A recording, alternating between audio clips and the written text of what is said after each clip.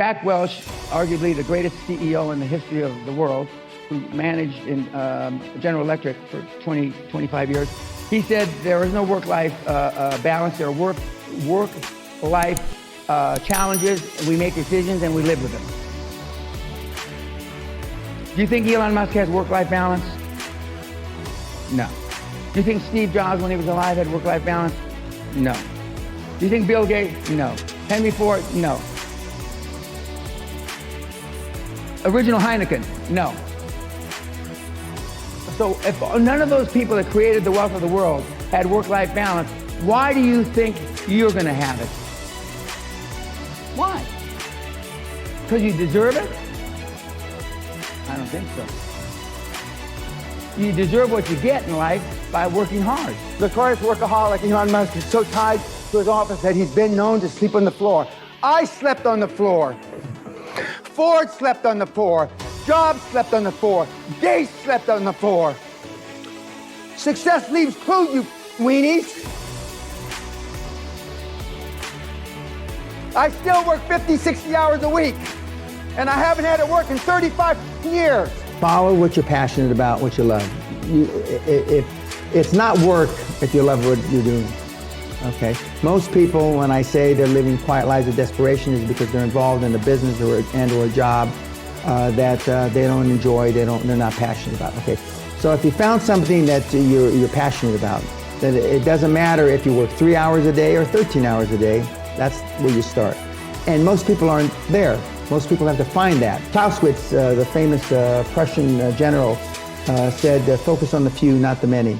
And the most common error that I see in reasonably successful businessmen and women are that they try to do too many things.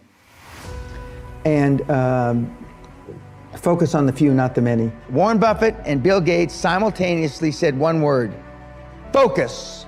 That's it, focus. And in the many years that I was 100% focused and I created a lot of wealth for myself, I only thought about one thing, and that was it. I'm not saying that it's easy, because if it were easy, there'd be like a QLA shop on every corner like Starbucks. My market is 700,000 people out of 7 billion. If you want to be me, 700,000 out of 7 billion. I don't know what fraction that is, but it's not a very big one. That's it. There's 700,000 people on the planet that can commit to the focus, the laser beam focus of the Gates, Trumps, Ellisons, etc. If you want to create generational wealth is wealth that you make in 20 to 25 years. Because depending on where you Google it, a generation is either 20 to 25 years. We do that, and I've taught, and I did it myself, how to do it in 4 to 7 years. And in virtually throwing everything that you've learned or read out the window. But it's focus, and not that many people can stay focused. In fact, that's an understatement, of course I'm saying. Hardly anybody can stay focused. Unless we build the right foundation, I mean, the house will be wobbly, and it'll be, we got to build the right foundation. And for the most part, most people in this room and most people listening on YouTube have to come to the realization, as sad as it is, that you have pissed, you have urinated heretofore up until this morning, your entire life down a hole. Very simple. That's it. If you want to create massive wealth. If you just want to be a happy, slappy housewife from Dundee, or a happy, slappy bimbo from Toronto, or a happy, slappy guy who goes to the Little League games in Mesa, Arizona, then that's okay. But if you want to create some money, and money's not everything, but if you don't think money can buy happiness, you don't know where to shop. You can get money and then go save the world. You can get money and save the forests in Brazil. You make money and go save global warming, which I don't believe in. You can, and save the kids in Biafra and all that shit. But without money, you can't save a thing. Don't you understand? Don't the idiots on YouTube understand that? We all know how to lose weight. We all know how to get physically fit. We all know how to build our businesses. I can go to the Yellow Pages today and pick out any business that's in this room, and I can find somebody that's beating your brains out. I don't care what you do. And as some of you have heard me say, but I'm going to say it again because it's important. For this example, again, we all have 100 IQ. For some of you, I'm giving you some. For some, I'm taking away some. We all know nobody can have 10 times our IQ. Well, then why the hell do people make 10 times more than we do, 1,000 times more than we do? Why? Because they think and dream bigger than we do. High performance people have high expectations, not average expectations. Prayer is great. Contemplation is great. But if you don't take action, all the rest is wasted. And what the kids today have trouble with, they connote reading a book to taking action. And I'm not saying you shouldn't read, because I've read the classics. I've read Shakespeare and all that stuff.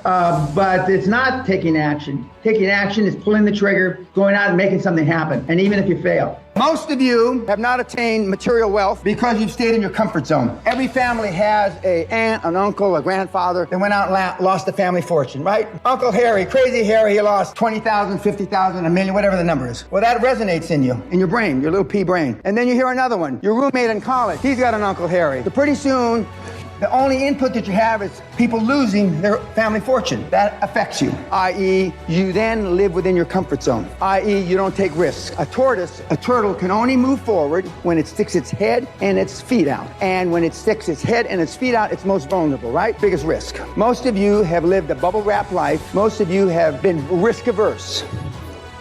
Why you are where you are? Because you just didn't do it. You didn't want to make a mistake. You got a mortgage. You got 2 ex-wives. You got a 15-year-old daughter who's pregnant. Your dad's got Alzheimer's. Your mother's got emphysema, spitting up blood. I can go on and on and on and on. But the bottom line is, if you had 15 years ago, you had just done it. 10 years ago, you had just done it. 5 years ago, if you had just done it. 6 months ago, if you just done it, you probably wouldn't be in the position you're in now. So I'm saying, no matter what your age is, it's still time to just go out and do it. Just go out and do it. What are you going to tell your children? What are you going to tell your grandchildren? 20 years from now, Daddy, Grandpa, what were you doing during the greatest transformation of wealth in the history of the planet? Other than having your thumb up your ass. What are you going to tell them? Oh, I was thinking about it. I was spreadsheeting it. I am a world-class eulogy giver. And every single person I've buried, I normally go to see them, normally they ask me before they die. I go and I say, well, what do you want me to say? And they always say, well, I'm sorry for it. I didn't take this risk. I didn't do this. I didn't do that. Not that I missed my son's wedding. Not that I missed my 3rd grandchild's birth. All that sloppy shit. It's the risk they didn't take. If you are not experiencing anxiety, if your problems are not replaced as soon as you solve one with a bigger one that's geometrically bigger, then you're not growing. I hate to hear people tell me my business is running smoothly, everything's great. Well, then he might as well, or she might as well blow their brains out, because they sure as hell aren't growing. What my deal is all about is growing geometrically, quantumly. And just remember that and keep an open mind, because I have been there and done that. There's no question about that. Another thing, and I said this yesterday, just because you haven't done it, just because you've never been around somebody that hasn't done it, and just because you've never heard of it, doesn't mean it doesn't exist. Because absence of evidence is not evidence of their absence. I'm going to say some things that are real foreign to you. Some things that you've been taught by your parents, your grandparents in school, and basically all that is crap. Now, I'm not talking about moral issues and things like that, or religion. I don't get into that. So just keep an open mind. The high performance people that I will continue to allude to all day long live in a different world than you. They came from the same world as you did, but they live in a different world. They think differently.